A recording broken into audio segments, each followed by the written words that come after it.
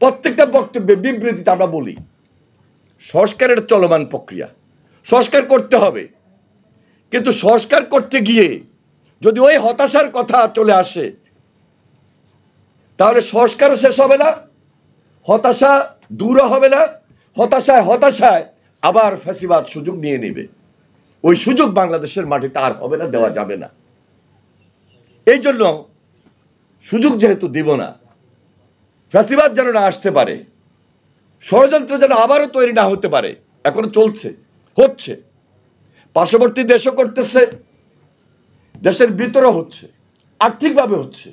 এই যে কিশোর গ্যাং, আজকে দেখবেন বিভিন্নভাবে তারা এই সমাজটাকে নষ্ট করার জন্য বিভিন্ন দেশে, বিভিন্ন ডিস্ট্রিক্টে, বিভিন্ন এই সিটির মধ্যে বা অন্য সিটির মধ্যে দূর থেকে আর্থিকভাবে তাদেরকে টাকা দিয়া কিন্তু কিশোর গ্যাং দিয়ে আজকে কাজ করাচ্ছে।